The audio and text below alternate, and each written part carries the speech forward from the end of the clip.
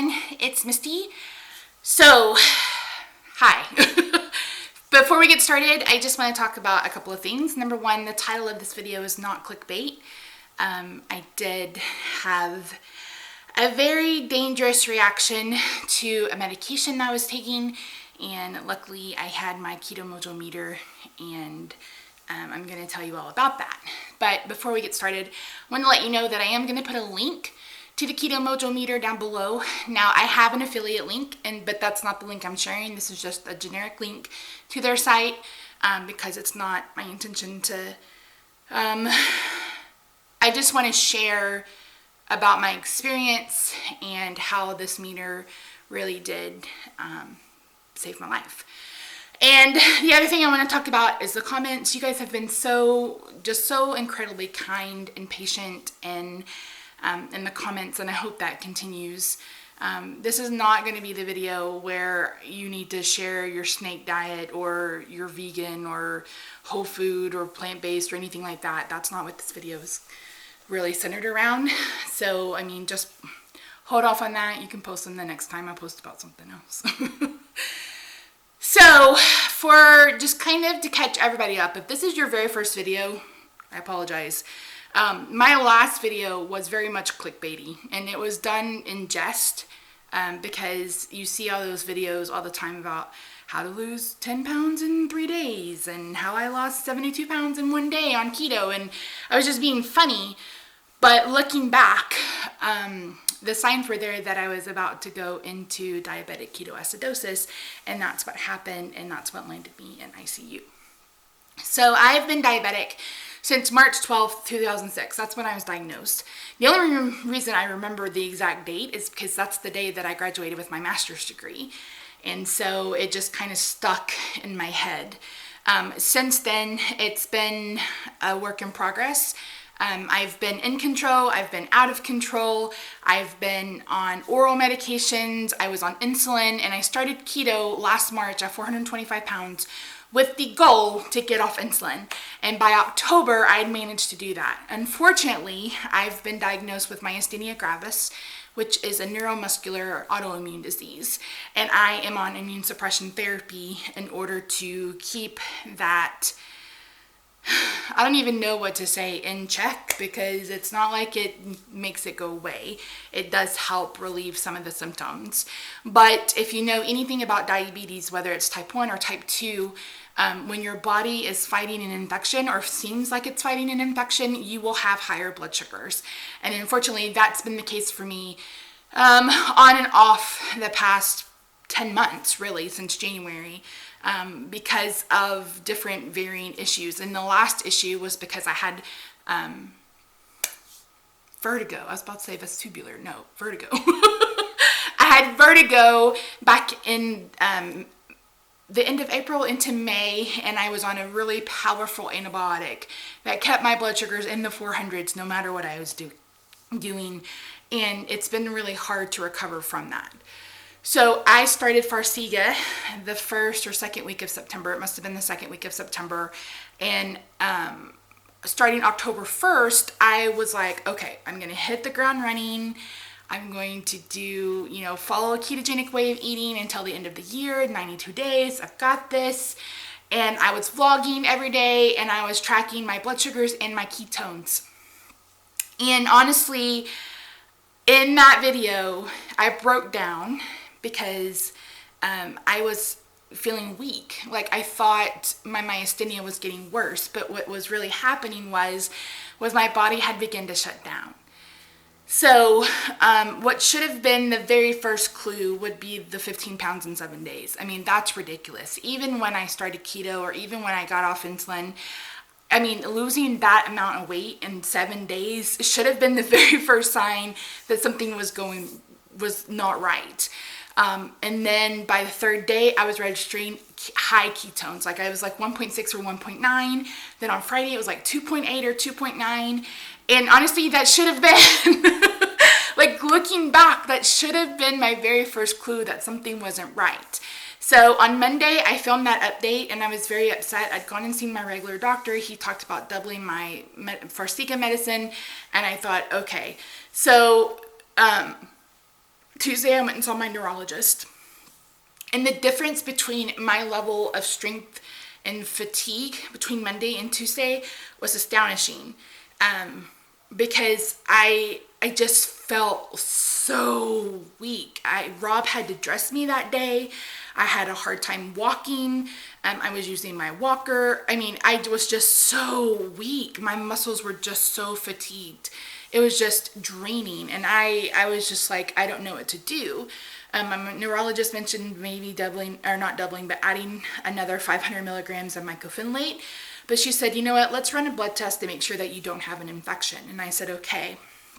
On Wednesday, I woke up and I called my doctor and I made an appointment to get in to see him because I knew something wasn't right. I was like, I don't know if I'm having a reaction to the Farxiga, but I just knew that I wanted to change medications. Like at that point, it had gotten to where I couldn't take a shower. I was having a hard time feeding myself. I wasn't even eating by this point. Like I couldn't even eat. Monday, I think I ate a little bit, but Tuesday and Wednesday, I couldn't eat. Like I thought maybe I had gas or what, but I just couldn't take in anything solid. And the weakness was just completely out of this world. But my blood sugars had been fine. So when I woke up on Thursday, I remember that day vividly. I woke up at 7. By Wednesday, I was getting to where I was really winded. Like even just moving around a little bit, I was like I couldn't catch my breath, and my heart was racing. And by Thursday, it was tenfold. I woke up that morning at 7 and I walked from my bedroom to the restroom. I used the restroom, washed my hands, went and took my medicine and my blood sugar. And after I did that, I had to lie down. Like I could not physically do anything else. I couldn't catch my breath. My heart was, my pulse was racing, and I laid down and I took a 3-hour nap. And when I woke up, I did the same thing again. I got something to drink. I heated up some soup thinking I was going to eat that. I was able to drink a little bit of the broth. Then I went to bed and I took another 3-hour nap. And when I woke up, something said, you need to check your ketones. So I pulled out my keto mojo meter and I took my ketones, and it didn't even register. It just said high, and I freaked the fuck out. I knew right then that I was in ketoacidosis. I didn't need anything else to tell me that. I knew that was a side effect of the Farxiga. I mentioned before that my therapist took Invokana and had the same kind of reaction and ended up way worse than I did.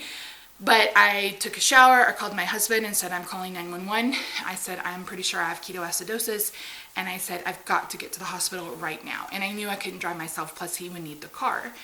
So I called 911 and told them what I thought was happening. They get there, they check my blood sugar, and they're like, I remember it vividly.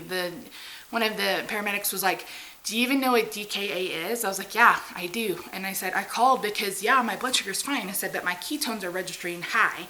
And I said, I have every other symptom of ketoacidosis other than just the blood sugar. And they didn't want to take me. And I finally said, he's like, well, we could take you if you want. And I was like, well, you're already here, so you might as well take me to the hospital. Because I was going, because I knew that if I stayed home, that Rob was going to come home and find me either unconscious or not here. And I'm still angry at those paramedics for trying to dissuade me from going to the hospital. It's not like I called 911 because I stubbed my toe.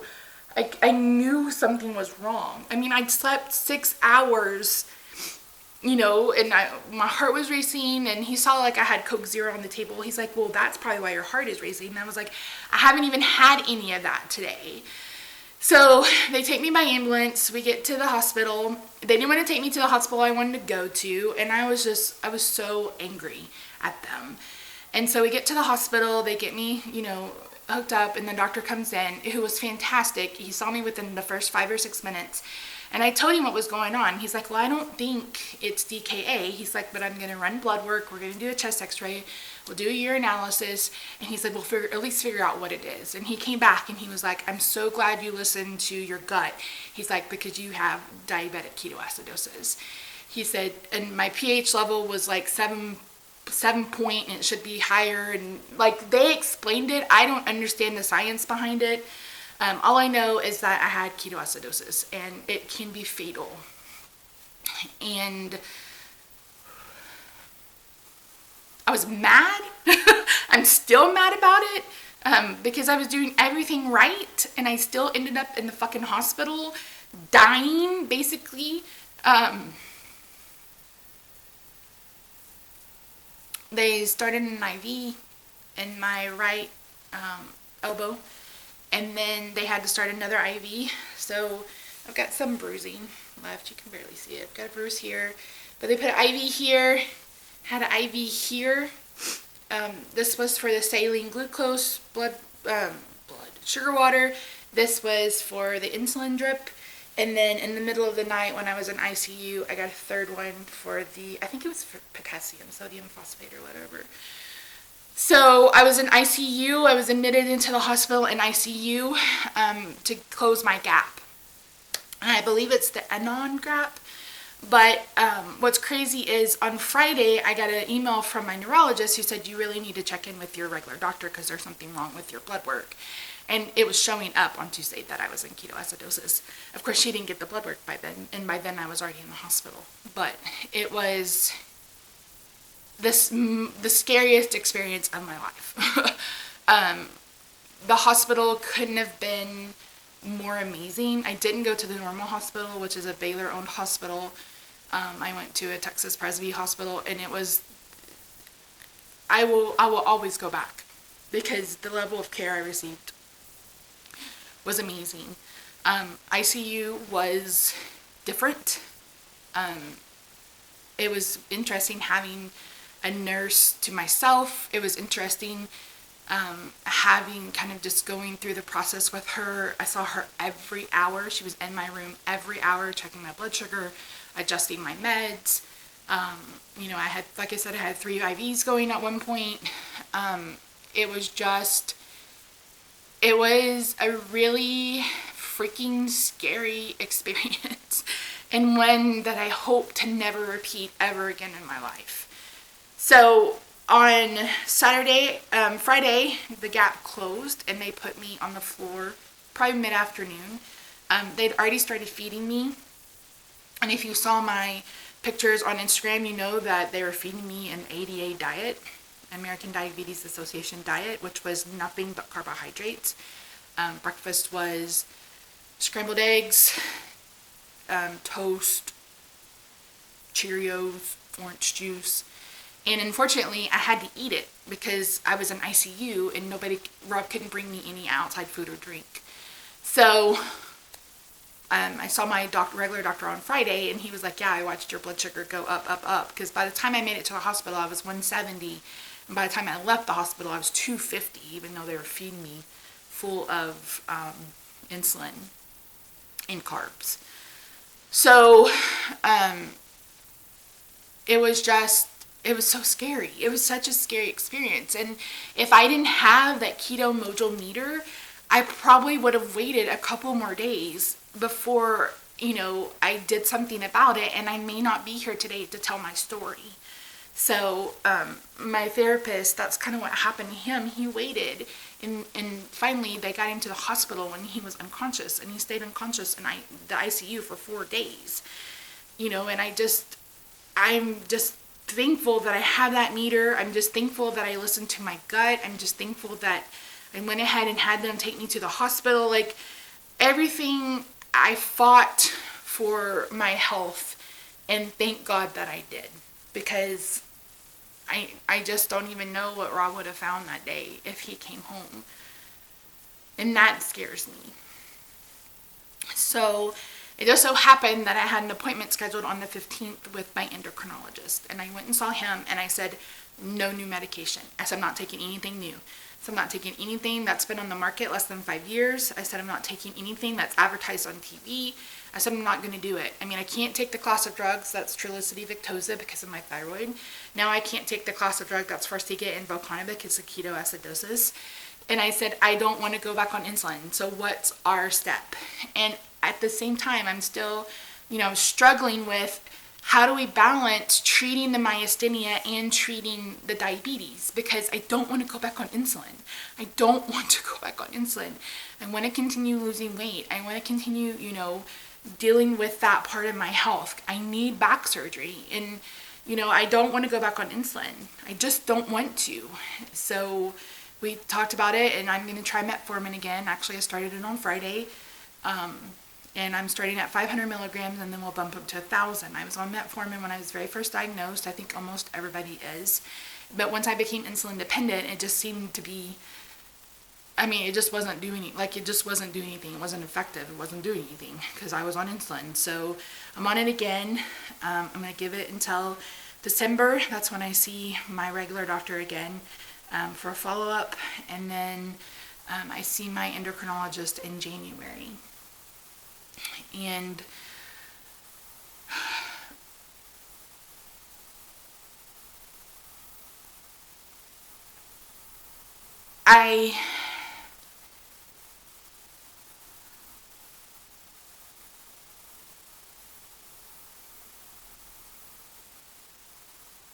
it's my goal to do my damnedest to stay off insulin and to get the weight off for the rest of the year.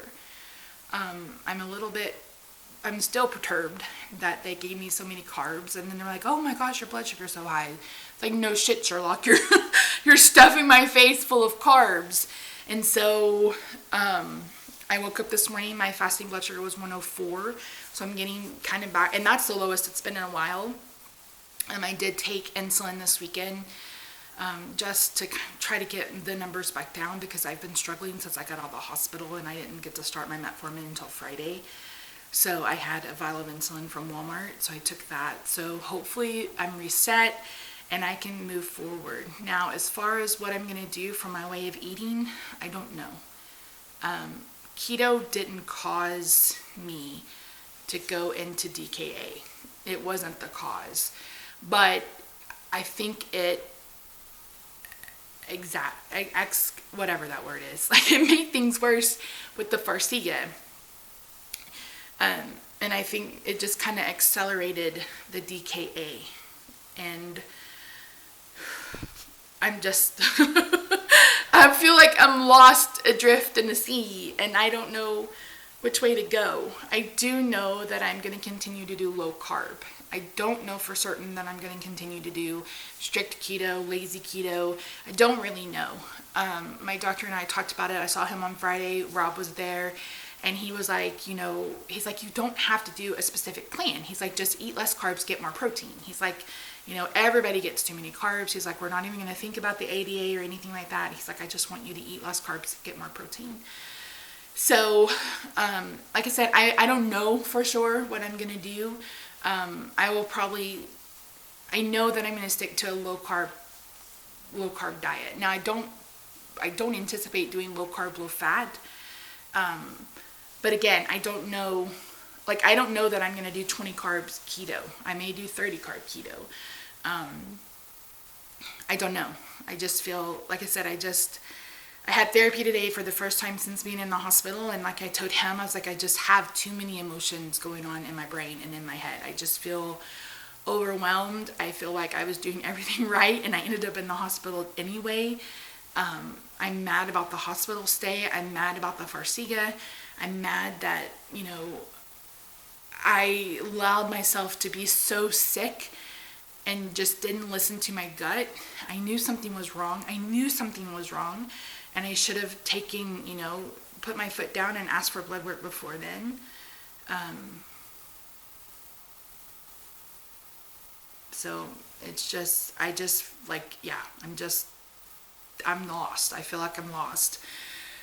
So as far as weight, my lowest weight was 358. I haven't been on the scale since then. I don't plan on getting on the scale since then, at least till the 1st of November.